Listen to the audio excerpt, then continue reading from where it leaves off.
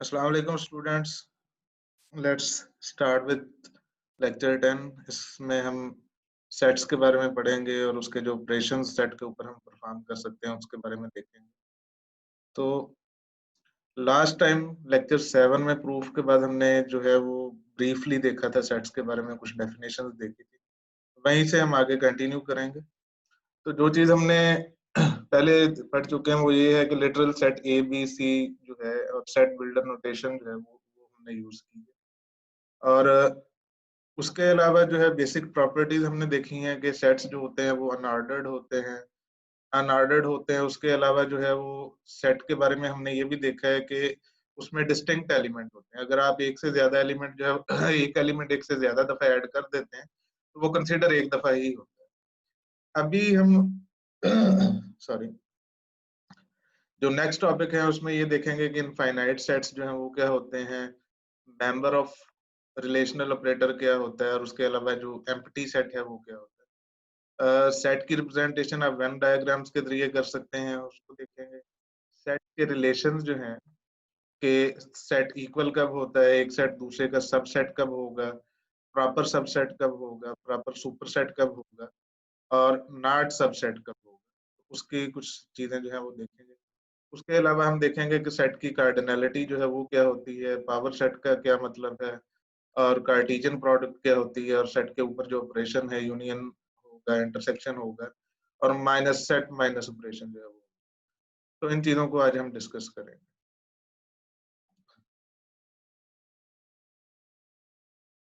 तो सबसे पहले हम ये देखते हैं कि जो इनफाइनाइट सेट्स हैं वो क्या होते हैं। कुछ ऐसे सेट्स हैं जिसमें नंबर ऑफ एलिमेंट्स जो है वो इतने ज्यादा हैं कि वो फाइनाइट नहीं है। अ, तो उनको आप इनफाइनाइट सेट कहते हैं। इसमें दो टर्मिनोलॉजी जो है वो नॉर्मली यूज होती हैं। एक जो जो इनफाइनाइट सेट है उसकी बात कर रहा हूँ कि उसमें दो टर्मिनोलॉजीज यूज होती हैं।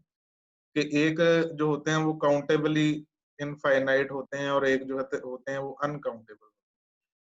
फॉर एग्जांपल ये सेट्स जो है वो आपने कभी ना कभी जरूर देखे होंगे। मैं आपको नेचुरल नंबर के सेट की बात कर रहा हूँ।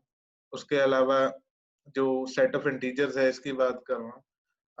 और सेट ऑफ पॉजिटिव इंटीजर्स की बात कर रहा हूँ। इसमें ये सेट जो है वो आल्दो ये इनफाइनाइट है, इसमें अब नंबर ऑफ एलिमेंट्स आप नहीं बता सकते कि कितने, लेकिन ये काउंटेबल किस तरह से हैं कि काउंटेबल का मतलब ये है कि अगर आप किसी भी दो एलिमेंट को चूज कर लें, फॉर एग्जांपल नेचुरल नंबर में आप 1 और 100 को चूज कर लें, तो आप ये बता सकते हैं कि उनके दरमियान कितने एलिमेंट।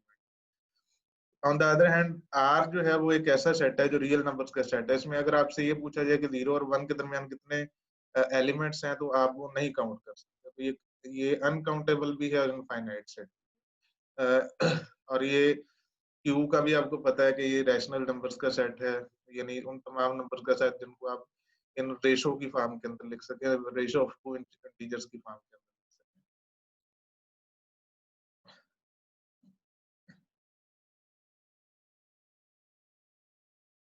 उसके बाद ये ऑपरेटर है आपके पास, मेंबर ऑफ ऑपरेटर।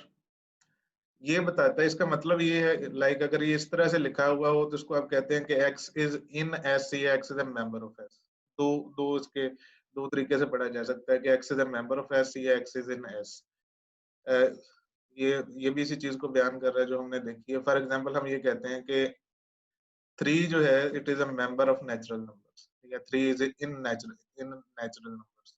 इसी तरह ए इज इन दिस सेट, और ये सेट क्या है, x such that x is a letter of the alphabet। ये इंग्लिश के अल्फाबेट्स की बात हो रही है, और जो लोअर केस अल्फाबेट्स हैं उनकी बात हो रही है। तो सर्टनली ये जो है वो इसका मेंबर है, इसलिए आप इसको इस तरह से भी लिख सकते हैं। तो ये जो सेट बिल्डर नोटेशन है इसके बारे में हमने लास्ट टाइम पढ़ा था कि आपके पास जो है लेफ्ट हैंड साइड पे एक जो है मेंबर को रिप्रेजेंट करने के लिए होता है, एक बार होती है जिसको आप सच दैट पढ़ते हैं, ये वाली बार, और राइट साइड पे आपके पास एक प्रेडिकेट होता है। तो ये प्रेडिकेट जिस भी चीज के लिए ट्रू हो जाएगी, एक्स जो है वो उसकी वैल्यूज यूज कर लेगा। ठीक है। तो for example X such that X is letter of alphabet, तो A B C D E F और जेड तक जो एलिमेंट्स बनेंगे, एक्स ये प्रेडिकेट उन सब के लिए ट्रू हो जाएगा, और एक्स वो सारी वैल्यूज यूज करके इस सेट के मेंबर क्या बनेंगे, ए बी सी और सारे अल्फाबेट्स अप टू जेड। अगर आपने सेट की इक्वालिटी जो है वो स्टेब्लिश करनी हो तो वो भी in terms of member operator या आप जो मेंबरशिप ऑपरेटर है वो डिफाइन कर सकते हैं। फॉर एग्जांपल आप ये कहते हैं कि for all set S and T, ठीक है, यानी एस और टी जो है कैपिटल में ये उसको रिप्रेजेंट करना है सेट्स को।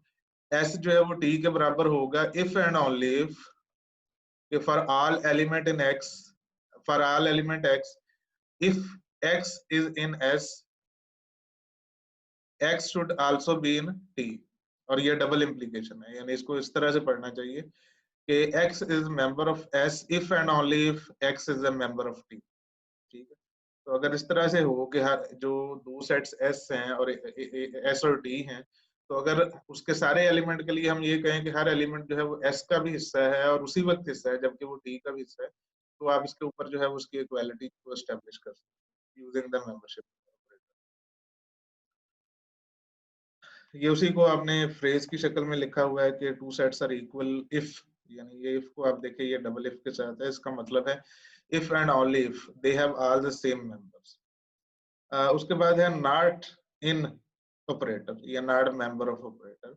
तो ये जो लाइन है या ये जो आपके पास एक इक्वेशन का पार्ट है, इसको आप इस तरह से पढ़ सकते हैं कि x is not member of set S या x is not in set S. और ये किसके बराबर होगा, लॉजिकली इक्विवेलेंट किसके बराबर होगा, ये इसके बराबर होगा कि x is a member of s और उसकी अगर आप नेगेशन कर दें, यानी अगर आप इस प्रोपोजिशन की नेगेशन कर दें तो ये आपके पास बन जाएगा कि x is not member of s। तो ये इसकी डेफिनेशन है, not member of.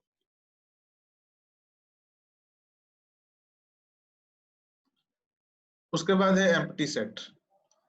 Empty set या नल सेट आप कहते हैं एक ऐसे यूनिक सेट को जिसका कोई एलिमेंट नहीं होता, उसके अंदर कोई एलिमेंट नहीं है। उसको अब आप रिप्रेजेंट किस तरह से करते हैं, उसको रिप्रेजेंट करने के दो तरीके हैं। या तो उसको आप फाई के जरिए कहते हैं, phi set is empty set, मतलब ग्लोबली अंडरस्टूड है, कन्वेंशन है। या अगर आपने उसको सेट लिस्टिंग की फॉर्म में लिखना है तो आप दो ब्रैकेट्स लिखेंगे जिसमें कोई एलिमेंट नहीं होगा। या आपने सेट बिल्डर नोटेशन में लिखना है तो ये भी आपके पास एम्प्टी सेट है कि एक्स सच दैट फॉल्स, यानी प्रेडिकेट की जगह पे आप फॉल्स लिख रहे हैं, यानी एक्स कोई किसी भी वैल्यू के लिए ट्रू नहीं होगा, तो ऑब्वियसली आपका जो सेट है उसमें कोई एलिमेंट नहीं आएगा।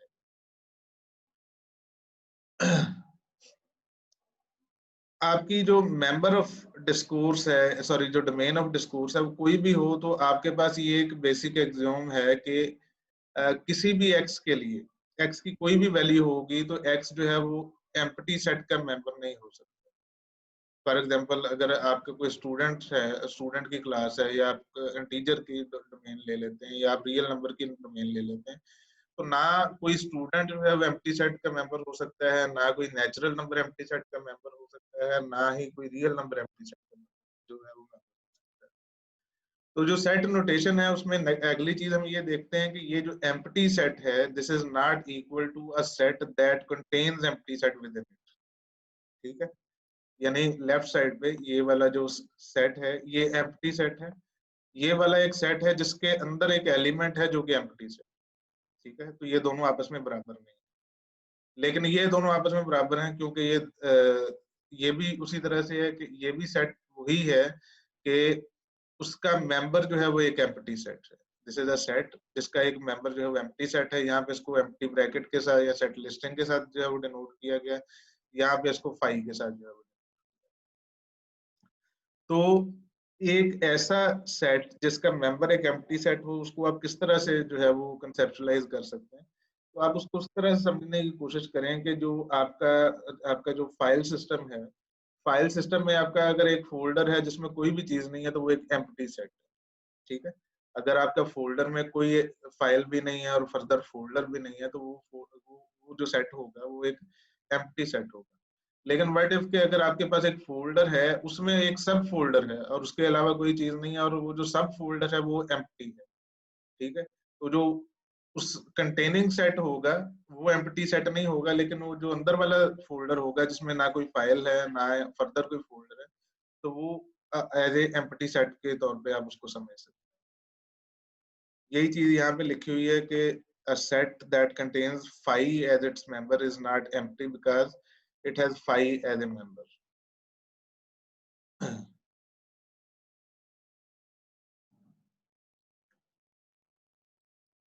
उसके बाद है वेन डायग्राम। वेन डायग्राम जो है वो नॉर्मली यूज हम करते हैं सेट्स को रिप्रेजेंट करने के लिए, उसके जो डिफरेंट ऑपरेशन हैं उनको रिप्रेजेंट करने के लिए। तो फॉर एग्जांपल अगर आप यहाँ पे जो डिफरेंट डायग्राम या डिफरेंट एलिप्सेस या सर्कल्स को अगर आप देखें तो आपको नजर आएगा कि ये क्या क्या किस चीज को रिप्रेजेंट कर रहा है। फॉर एग्जांपल अगर आप इस लाइन को देखें तो ये कह रहा है कि जो सबसे बड़ा एक्लिप्स है, सबसे बड़ा जो एलिप्टिकल है आपके पास ऑब्जेक्ट है या सरफेस है, इसमें क्या क्या चीजें हैं, इसमें -1 से लेकर 9 तक जो इंटीजर हैं वो इसके अंदर। तो अगर आप देखेंगे कि -1, 0, 1, 2, 3, 4, 5, 6, 7, 8 सारे के सारे इंटीजर्स जो हैं और 9 वो भी इसी के अंदर। उसके बाद अगर आपने इसी के अंदर एक नई जो है वो एलिप्स जो है वो बना ली है, उसमें आपने ये कहा है कि पॉजिटिव इंटीजर्स लेस देन 10। अब पॉजिटिव इंटीजर में आपका 0 और -1 नहीं आएगा, तो ये वाला जो अंदर वाला एक्लिप्स है ये सारी चीजें जो है वो कंटेन कर रहा है एक्सेप्ट 0 और -1। ठीक है, उसके अंदर आपने कहा जी कि दो आपने फर्दर एलिप्सेस जो है वो बना ली हैं। एक में आपने ऑड इंटीजर रख दी है, लाइक आपका ये जो ऑड इंटीजर का एलिप्स है, इसी तरह आपका जो इवन जो इंटीजर्स है उनका ये एलिप्स है। ये डिफरेंट सेट्स को जो है वो डिनोट कर रहा है। और ये वाला जो है ये सेट, ये वाला जो आपका ऑब्जेक्ट है ये किस चीज को डिनोट कर रहा है? Prime numbers that are less than 10। ठीक है, prime numbers that are less than 10। अच्छा, अगर आप इस डायग्राम को दोबारा एक गौर से देखें तो उसमें आप ये देखेंगे कि आपका जो सबसे बड़ा एलिप्स है उसमें सारे एलिमेंट हैं।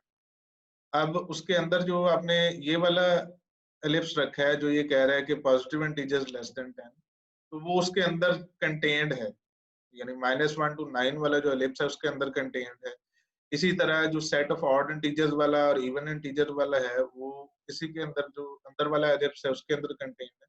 लेकिन आप ये देखते हैं कि जो इवन इंटीजर और ऑड इंटीजर हैं, लाइक ये वाला सेट और ये वाला सेट, ये आपस में ओवरलैप नहीं कर रहे। इवन इंटीजर और ऑड इंटीजर जो है वो आपस में ओवरलैप नहीं कर रहे। लेकिन अगर आप प्राइम नंबर को देखें तो ये प्राइम नंबर जो है वो इवन सेट में भी आ रहे हैं और ऑड सेट में भी। तो ये जो डिफरेंट एरियाज हैं वेन डायग्राम्स के, इसको आप शेड करते हैं, इसको मार्क करते हैं डिफरेंट जो सेट के इंटरसेक्शंस हैं या उनकी यूनियन है या उनके माइनस है या उसका इनवर्स है, उसको डिनोट करने के लिए आप वेन डायग्राम्स को यूज कर रहे हैं। आगे जाके जब हम ये ऑपरेटर्स पढ़ेंगे यूनियन, इंटरसेक्शन, माइनस, तो हम ये देखेंगे कि उनका जो Venn diagram, respective Venn diagram है, उसके जरिए वो किस तरह से रिप्रेजेंट किए जा सकते।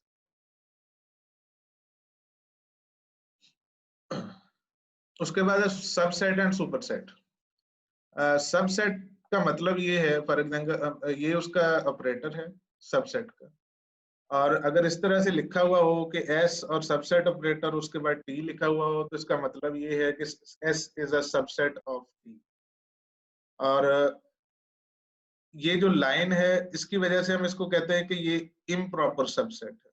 इम्प्रॉपर सबसेट थोड़ा सा अभी हम इसको भी डिस्कस करेंगे, लेकिन अभी हम इसको समझते हैं कि S is a subset of T. इसका मतलब ये है कि जो टी के अंदर जितने, सॉरी, जो एस के अंदर जितने भी एलिमेंट हैं they must be present in T. ठीक है, फॉर एग्जांपल ये उसकी डेफिनेशन है कि S is a subset of T जो है वो लॉजिकली इक्विवेलेंट है कि for all x, x is a member of S. if if x is a member of S then it must be the member of T। ठीक है, यानी S के जितने भी एलिमेंट हैं वो T के एलिमेंट लाजमी होने चाहिए। ये आपके पास सबसेट की डेफिनेशन। उसके बाद ये आपके पास एक फैक्ट है कि जो एम्प्टी सेट है वो हर एक सेट का सबसेट होता है। ठीक है, और इसी तरह कोई भी सेट जो है वो अपने आप का भी सबसेट होता है। ठीक है, और जिस तरह हमने सबसेट को देखा है इसी तरह हम सुपरसेट को भी देखते हैं। ऐसे जो सुपरसेट ऑफ टी मींस के टी जो है वो एस का सबसेट। लाइक ये जिस तरह आपके पास लेस देन ऑपरेटर होता है और ग्रेटर देन ऑपरेटर होता है, तो आप उनका सिर्फ डायरेक्शन चेंज कर दें तो less than operator greater than होता है। तो इसी तरह जो रिलेशन है वो आपका सबसेट और सुपरसेट के साथ। तो इसी तरह आप ये कहते हैं कि एस जो है वो टी के बराबर होगा। ये किसके बराबर है? ये चीज लॉजिकली इक्विवेलेंट है कि S is the subset of T and T is the subset of S। ठीक है, S is a subset of T और T is a subset of S जो है ये इसी वक्त ट्रू होंगे जब दोनों सेट्स जो हैं वो उनके अंदर सेम एलिमेंट, अगर एक भी एलिमेंट डिफरेंट होगा तो आपके पास ये वाली जो प्रोपोजिशन है, ये वाली प्रोपोजिशन ये ट्रू नहीं हो सकती।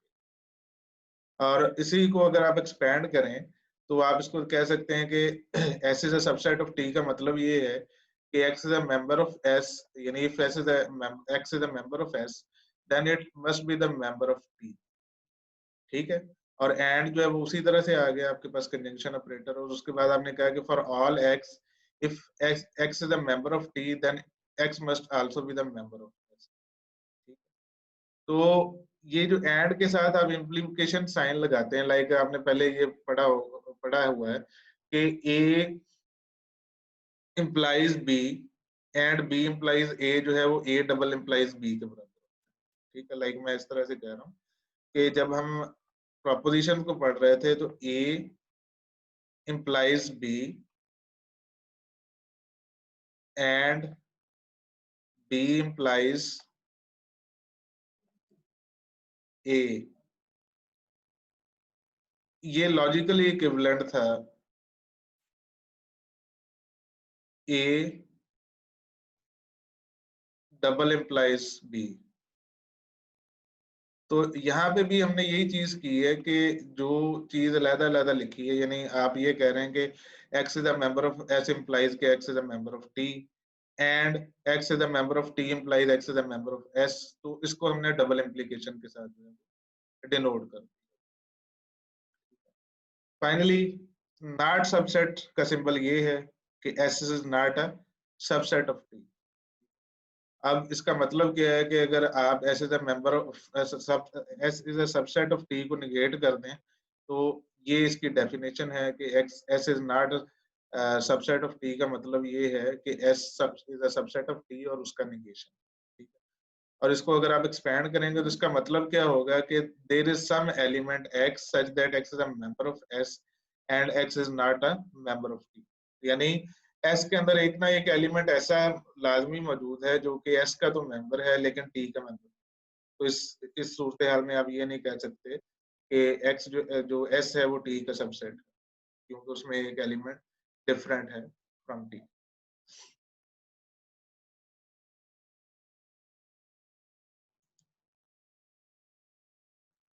उसके बाद है प्रॉपर सबसेट या सुपरसेट, या इनको आप स्ट्रिक्ट सबसेट और स्ट्रिक्ट सुपरसेट भी कह सकते हैं।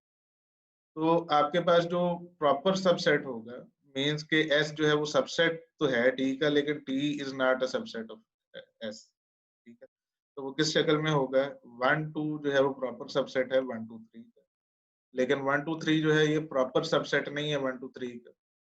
ठीक है, क्योंकि इसका जो रिवर्स रिलेशन है इसके लिए ये वाला जो डेफिनेशन का पार्ट है वो ट्रू नहीं होता।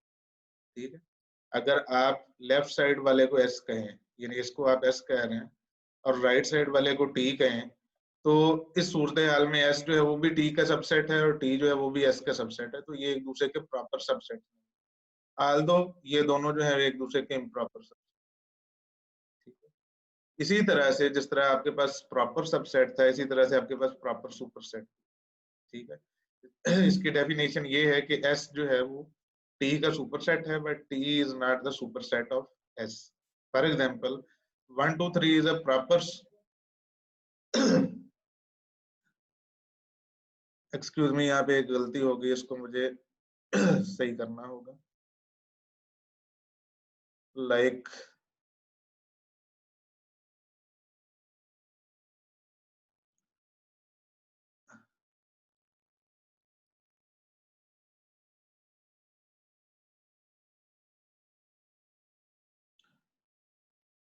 यहाँ पे से हमें एक एलिमेंट जो है वो डिलीट करना होगा, लाइक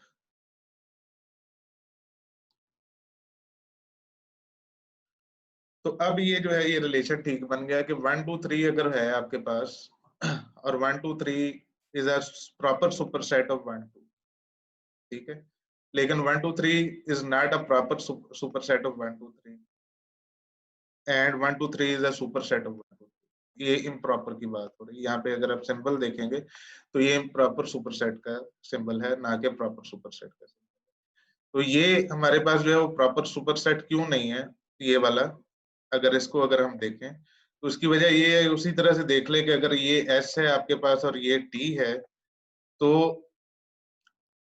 यहाँ पे S is a super set of T जो है वो भी ट्रू हो रहा है, और T is a super set of S भी ट्रू हो रहा है, और ये जो आपकी कंडीशन है ये वायलेंट।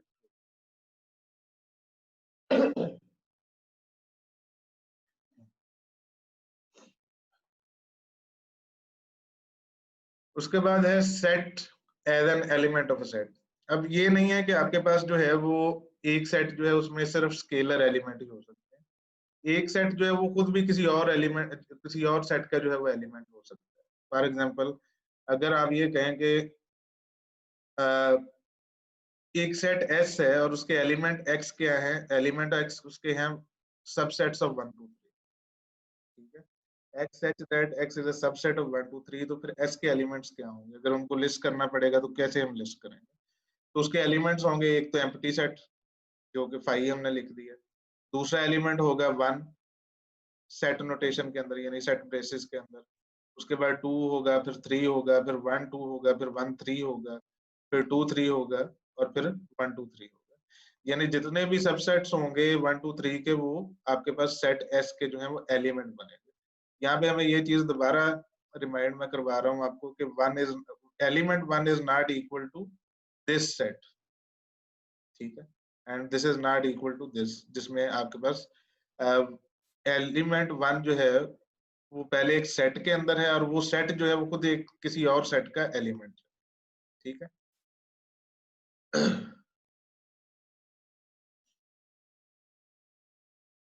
उसके बाद है कार्डिनैलिटी ऑफ सेट।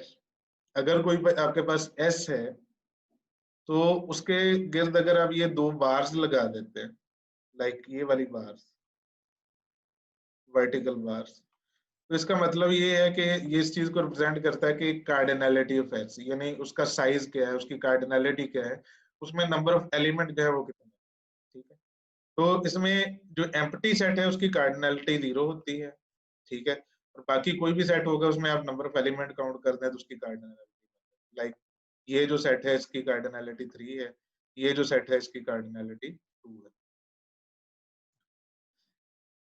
इसी तरह ये जो सेट है इसकी कार्डिनैलिटी भी 2 है, क्योंकि इसके अंदर दो एलिमेंट हैं और दोनों सेट्स हैं। तो हम जो आउटर सेट है उसकी कार्डिनैलिटी को देख रहे हैं, तो उसके अंदर हम देखेंगे तो उसके अंदर सिर्फ दो ही एलिमेंट है जो कि खुद भी सेट।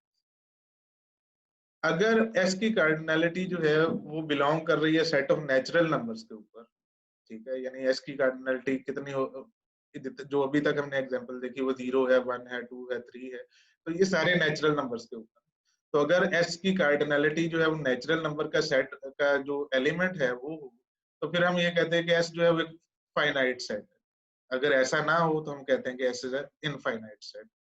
तो जो इनफाइनाइट सेट हम ऑलरेडी देख चुके हैं उसमें क्या है, उसमें सेट ऑफ नेचुरल नंबर है, सेट ऑफ इंटीजर्स है, सेट ऑफ रैशनल नंबर है, set of real number.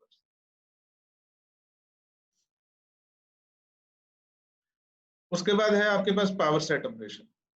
Power set operation जब आप किसी भी सेट के ऊपर जो है परफॉर्म करते हैं तो उसका मतलब ये है कि आप उसके सारे सबसेट को पावर सेट का हिस्सा जो है वो बनाएंगे, यानी आपका power set will contain all the subset of set S। अगर आप S का पावर सेट लें तो ये डेफिनेशन भी इसकी ये है कि power set of S is equal to X such that X is a subset of S। तो अगर आप पावर सेट A और B का लेंगे, यानी एक ऐसे सेट का लेंगे जिसके दो एलिमेंट A और B हैं, तो उसका पावर सेट क्या होगा, empty set A as a set, B as a set, और A B as a set, ठीक है।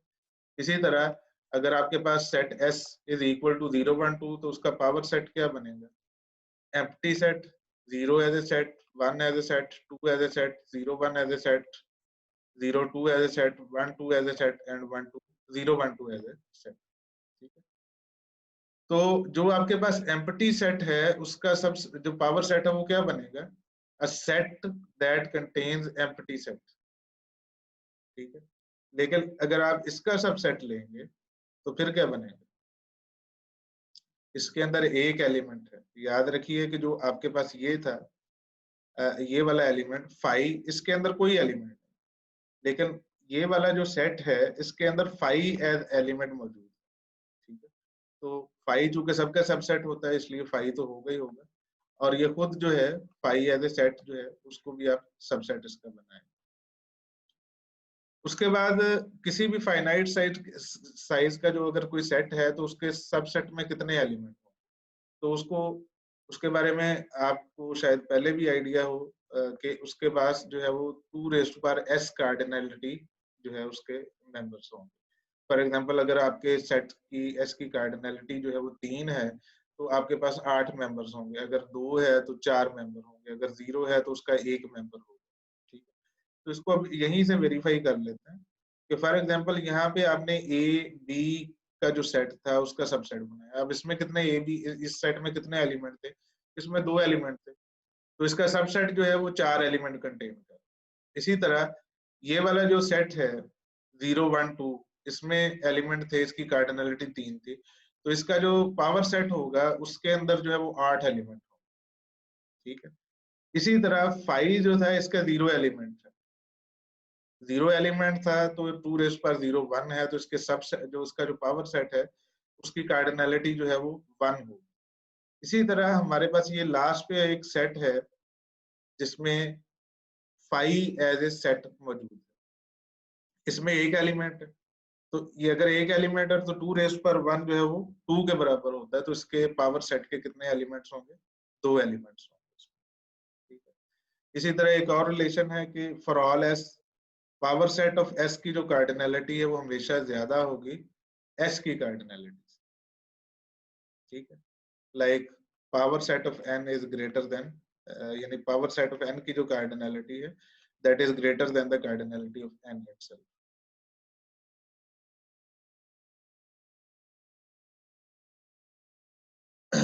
उसके बाद एक नई डेफिनेशन है ऑर्डर्ड एन टुपल्स की। सेट के बारे में हमने कुछ चीजें पढ़ी कि ये अनऑर्डर्ड होते हैं, इसमें ऑर्डर मैटर नहीं करता है, उसमें एक एलिमेंट जो है वो सिर्फ एक दफा ही आ सकता है, और एक से ज्यादा दफा अगर आएगा तो उसको हम कंसिडर नहीं करेंगे, उसको हम एक दफा ही काउंट करेंगे। लेकिन जो ऑर्डर्ड एन टुपल है ये डिफरेंट है सेट से इस तरह से कि इसमें आपका ऑर्डर भी मैटर कर रहा होता है और इसमें जो है वो डुप्लीकेट जो है वो भी मैटर कर रहा है।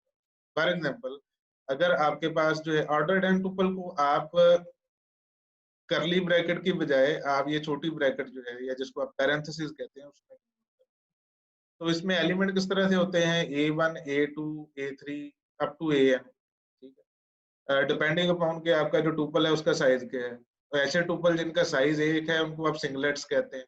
ठीक है, जिसमें 2 एलिमेंट हो उसको पेयर्स कहते हैं, जिसमें 3 हो उसको आप ट्रिपल्स कहते हैं, जिसमें 4 हो उसको क्वाड्रुपल्स कहते हैं, और उसके बाद क्विंटुपल्स हैं, और जनरल टर्म है आपके पास एन टुपल्स।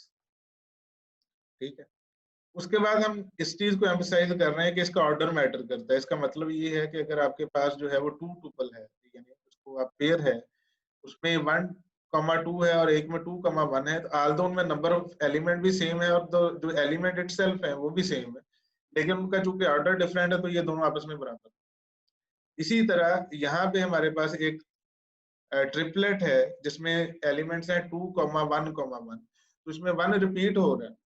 ठीक है, अगर आप यूनिक एलिमेंट्स देखें तो ये वाला जो ट्रिपलेट है ये इस पेयर के बराबर होना चाहिए, क्योंकि 1 जो 2 दफा है, लेकिन यहाँ पे जो है वो डुप्लीकेट भी मैटर करेगा और ऑर्डर भी मैटर करेगा, इसलिए ये दोनों जो है ये भी बराबर।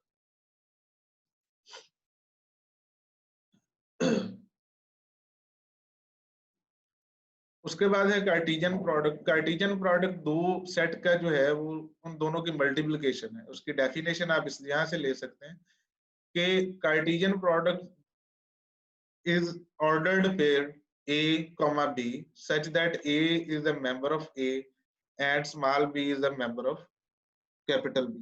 ठीक है, तो यहाँ पे मुझे यही कहना चाहिए था कि small A is the member of capital A and small B is the member of capital B, जहाँ पे स्मॉल ए जो है वो उसके एलिमेंट को डिनोट कर रहा है और ए जो कैपिटल ए है वो सेट को डिनोट कर रहा है।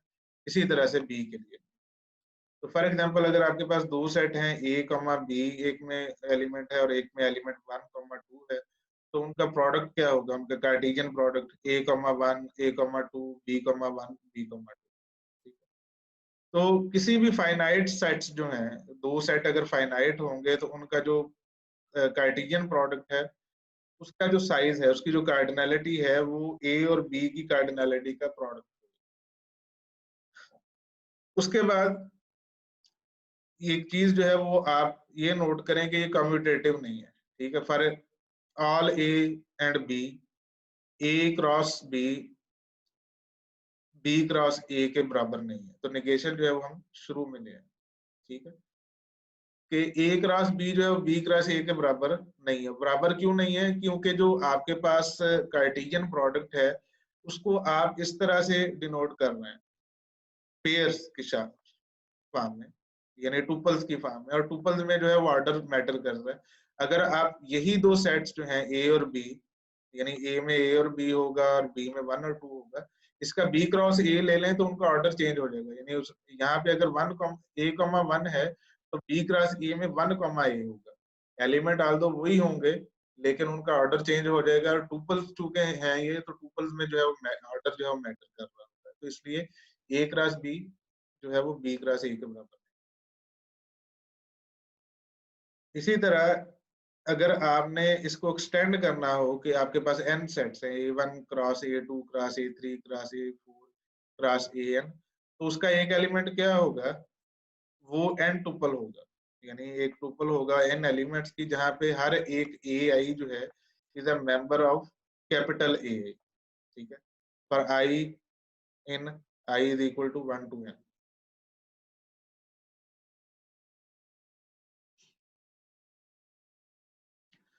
नेक्स्ट है जी आपके पास यूनियन ऑपरेटर। यूनियन ऑपरेटर में आप ये कहते हैं कि अगर दो सेट्स ए और बी हैं तो उनका यूनियन जो है वो कंटेन करेगा तमाम एलिमेंट ए के, बी और बी के, ठीक है।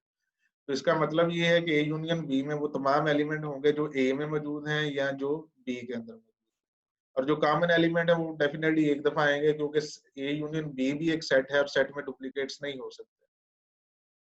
इसकी जो फॉर्मल डेफिनेशन है वो ये है कि A union B is equal to X such that X is a member of A disjunction X is a member of, ठीक है। अगर आप इसको देखें तो ए यूनियन बी जो है वो ए और बी दोनों का सुपरसेट होगा, और ये स्मॉलेस्ट सुपरसेट होगा, स्मॉलेस्ट सच सुपरसेट, जो कि ए को भी कंटेन कर रहा है और बी को भी कंटेन कर रहा है, ठीक है। तो A union B is a superset of A and A union B is a superset of B and it is smallest such subset। Example क्या है? ए बी सी और 2 3 का अगर आप यूनियन लेंगे तो उसमें ए बी सी आ जाएगा, 2 3 आ जाएगा। 2 3 5 का और 3 5 7 का जो है वो आप लेंगे यूनियन, तो ये आप देखें कि 3 और 5 जो है वो यहाँ पे भी हैं और 3 और 5 जो है वो यहाँ पे भी हैं, तो ये एक दफा आएंगे। तो इसका मतलब ये है 2 3 5 और 7 जो है वो आपके यूनियन। यहाँ पे फिर डुप्लीकेट्स लिखा है, वहां यहाँ पे विदाउट डुप्लीकेट्स।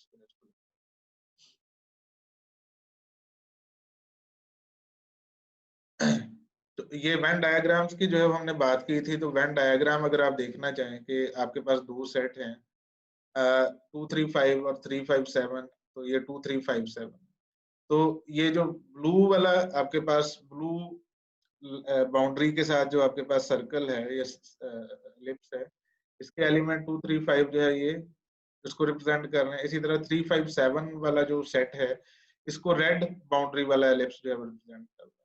और जो एलिमेंट इसके कॉमन है वो इसके इंटरसेक्शन में या इनके ओवरलैप के अंदर आ रहे हैं, इस एरिया के अंदर आ रहे हैं जहाँ पे इनकी कॉमन वैल्यू। तो ए यूनियन बी को अगर ये वाला सेट ए हो, ये वाला सेट ए है और ये वाला सेट बी है, तो इनके यूनियन को आप किस तरह से रिप्रेजेंट करेंगे? तो ये सारा जो ग्रीन एरिया, जो ग्रीन शेडेड एरिया है, ये ए यूनियन बी को रिप्रेजेंट करता है। ग्रीन शेडेड एरिया, दोबारा मैं रिपीट कर रहा हूँ कि ये आपके यूनियन को रिप्रेजेंट कर रहा है, कि जिसमें 2 भी है, जिसमें 3 भी है, जिसमें 5 भी है, जिसमें 7 भी है। उसके बाद हमारे पास है इंटरसेक्शन ऑपरेटर। किसी भी सेट ए इंटरसेक्शन बी का मतलब ये है कि ऐसे एलिमेंट जो कि साइमल्टेनियसली ए में भी मौजूद हैं और बी के अंदर भी मौजूद हैं, ठीक है, यानी उसके जो कॉमन एलिमेंट्स है उसकी हम बात कर रहे हैं। तो इसकी जो फॉर्मल डेफिनेशन है, A intersection B is equal to X such that X is a member of A and X is a member of B, ठीक है। तो इसके बारे में आप ये चीज ऑब्जर्व कर सकते हैं कि ए इंटरसेक्शन बी जो है ए का भी सबसेट होगा और बी का भी सबसेट होगा। And this is largest such subset, यानी एक लार्जेस्ट सबसेट जो कि ए का भी सबसेट हो और बी का भी सबसेट हो, वो ए इंटरसेक्शन बी। ये उसकी इसी तरह से डेफिनेशन के A intersection B is a subset of A and A intersection B is a subset of B.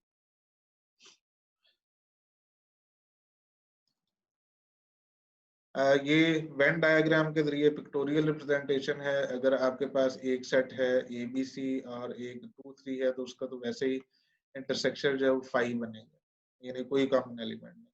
लेकिन अगर आप ये एलिमेंट्स देखें और इसको आप ए कह लें और दूसरा एलिमेंट जो है, दूसरा सेट जो है ये वाला, इसको अगर आप बी कर लें तो इसको वेन डायग्राम के जरिए रिप्रेजेंट किया गया।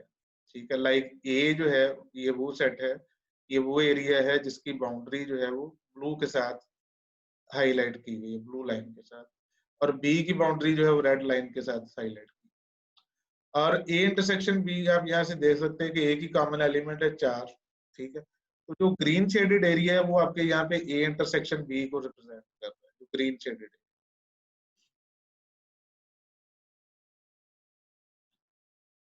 उसके बाद हम देखेंगे कि जो डिसजॉइंटेडनेस या एक्सक्लूसिव सेट क्या है। तो अगर दो सेट हैं उनके दरमियान कोई कॉमन एलिमेंट नहीं है तो उसको आप कहेंगे कि ये दोनों सेट जो है ये आपस में एक्सक्लूसिव है या डिसजॉइंट। इसको आप इस तरह भी लिख सकते हैं कि ए इंटरसेक्शन बी जो है वो आपका फाई सेट है या एम्प्टी सेट है। फॉर एग्जांपल आपका जो इवन इंटीजर्स हैं और जो आपके ऑड इंटीजर्स का सेट है ये डिसजॉइंटेड है, ये एक्सक्लूसिव। तो उसके बाद हम एक चीज देखते हैं कि ए यूनियन बी जो है उसके नंबर ऑफ एलिमेंट कितने होंगे।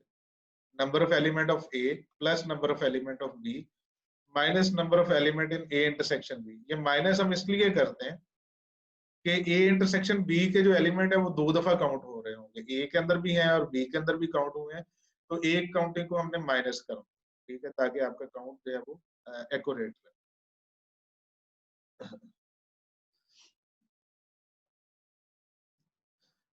उसके बाद है इंक्लूजन एक्सक्लूजन प्रिंसिपल। इसमें वही चीज है जो हमने देखी है कि फॉर एग्जांपल उसी की एग्जांपल हम देख रहे हैं कि फॉर एग्जांपल आपके पास how many students in the class major in computer science और मैथमेटिक्स। जब आप ये कह रहे हैं जी कि एक क्लास है जिसमें कंप्यूटर साइंस के भी मेजर है और मैथमेटिक्स के भी मेजर, तो उसके कितने एलिमेंट होंगे, कितने स्टूडेंट होंगे। तो ई को आप इस तरह से कंसिडर कर सकते हैं, जिस क्लास की हम बात कर रहे हैं उसको ई से डिनोट कर। सी जो है वो उन लोगों के लिए जो कंप्यूटर साइंस के मेजर्स हैं और एम उन के लिए है जो कि मैथमेटिक्स के मेजर। ठीक है, ये सी की डेफिनेशन उसी तरह से आ गई और ये एम की आ गई। और कुछ लोग ऐसे होंगे जो ज्वाइंट मेजर है, जो कंप्यूटर साइंस भी ले रहे हैं और आपके पास दूसरा मैथमेटिक्स भी ले रहे हैं। तो ई की कार्डिनैलिटी किसके बराबर होगी, इन दोनों के यूनियन के बराबर। और यूनियन की कार्डिनैलिटी किसके बराबर होगी, सी की कार्डिनैलिटी प्लस एम की cardinality minus the people who are taking the joint major, यानी जो सी का भी हिस्सा है और जो एम का भी हिस्सा है।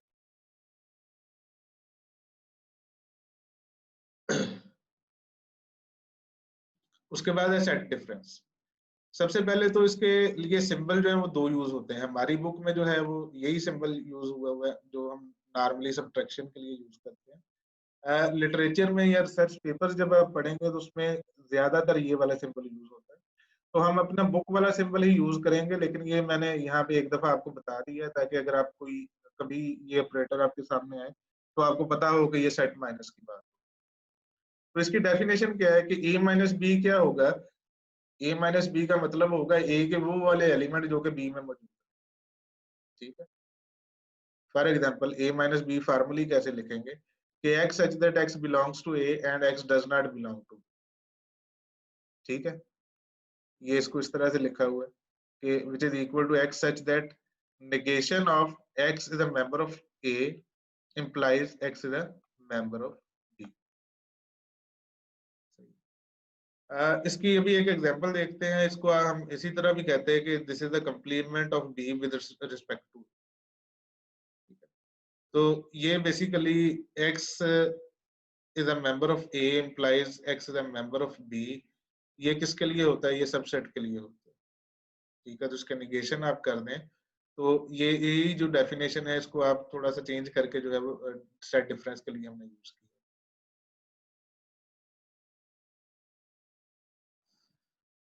तो वेन डायग्राम से a माइनस बी और a सेट माइनस बी को किस तरह से रिप्रेजेंट करते हैं।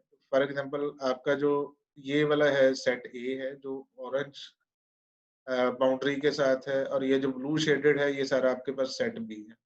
और ये वाला जो एरिया होगा डेफिनेटली ये आपके पास ये वाला एरिया अप्रोक्सीमेटली ये a इंटरसेक्शन बी है।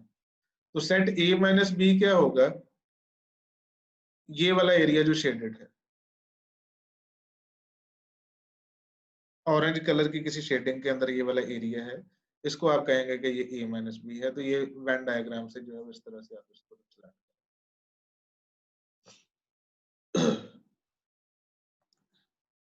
सेट डिफरेंस की एग्जांपल, फॉर एग्जांपल आपके पास एक सेट है जिसमें ये एलिमेंट है 1 2 3 4 5 6 माइनस 2 3 5 7 9 11। ठीक है, तो आप वन को देखते हैं, वन यहाँ पे नहीं है, तो आप वन को जो है वो इसमें ले आते हैं a माइनस बी में।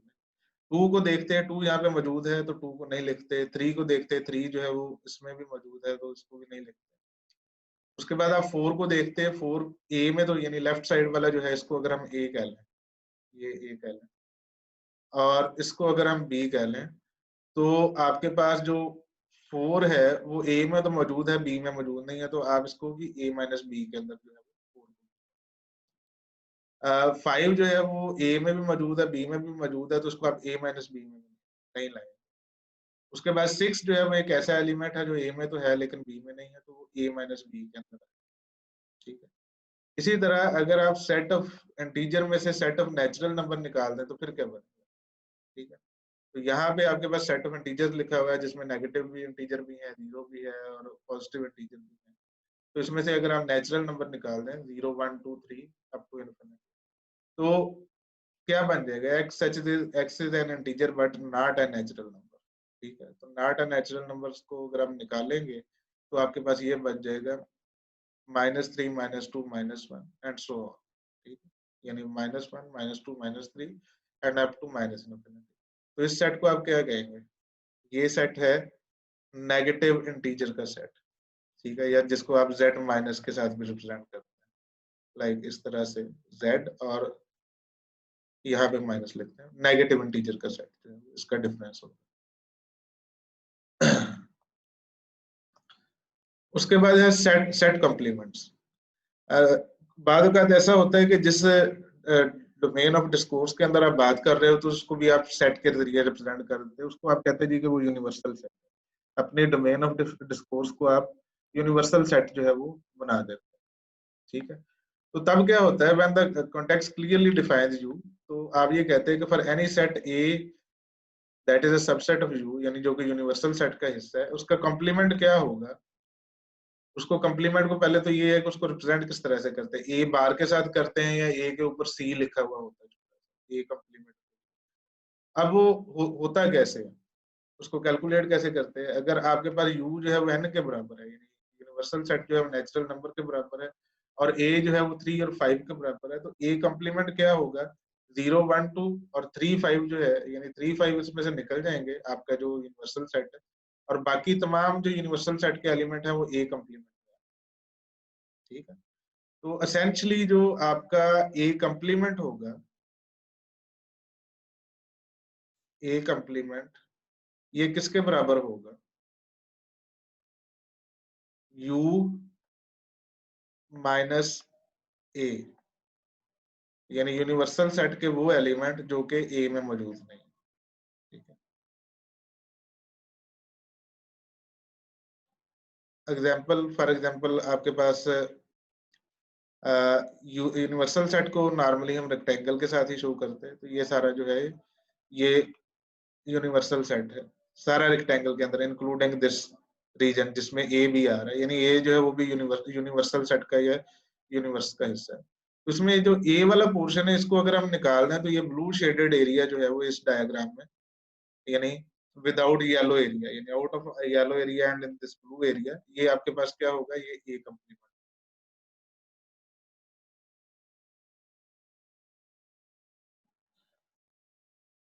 उसके बाद है इंटरवल नोटेशन। बार सेट ऐसे हैं जिसको हमने कहा कि जो अनकाउंटेबल सेट्स होते हैं उसके आप उसको आप इस तरह से नहीं लिख सकते, यानी उसके कुछ एलिमेंट को आप लिस्ट कर दें और बाकी जो है वो डॉट डॉट डॉट्स के साथ लिखते हैं। यानी ये वाली जो लिस्टिंग नोटेशन है इसमें बार सेट्स को आप नहीं लिख सकते, उसके कुछ मेंबर्स को भी नहीं लिख सकते।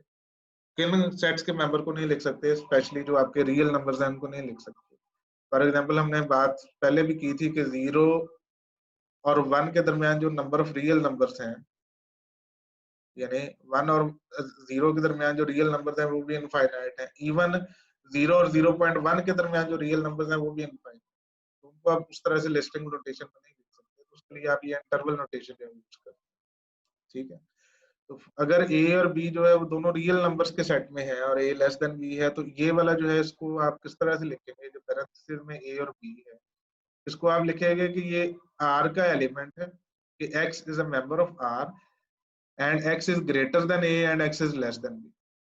ठीक है, इसी तरह अगर ये पैरेंथेसिस को आप जो है वो ब्रैकेट के साथ डिनोट कर देंगे, तो फिर आप क्या करेंगे कि x is greater than equal to a and x is less than equal to b। यानी वहां पे सिर्फ ग्रेटर देन और लेस देन था, यहाँ पे ग्रेटर देन इक्वल है और लेस देन इक्वल है, यानी a और b इंक्लूसिव। ठीक है, a और b इंक्लूसिव है x की डेफिनेशन के अंदर। तो यहाँ पे अगर आप जज करें तो क्या होगा कि a के साथ जो है वो आपका लेफ्ट साइड पे पैरेंथेसिस है और राइट साइड पे ब्रैकेट है, तो इसका मतलब ये है कि b यहाँ पे इंक्लूसिव है और a जो है वो इंक्लूसिव नहीं है, एक्सक्लूसिव है इसलिए। और लेफ्ट साइड पे अगर आपका माइनस इन्फिनिटी है और राइट साइड पे b है और ब्रैकेट है, तो इसका मतलब ये है कि x इज लेस देन और इक्वल टू b, और इन्फिनिटी से माइनस इन्फिनिटी से तुम्हारे नंबर ही बड़ा होगा। यही चीज जो है अगर आपका जो लोअर लिमिट है वो a है और उसके साथ लेफ्ट पे आपका ब्रैकेट आ रहा है, तो a इज लेस देन और इक्वल टू x या x is greater than equal to a, और ऑब्वियसली हर एक चीज जो है वो इन्फिनिटी से जो है वो छोटी रहेगी।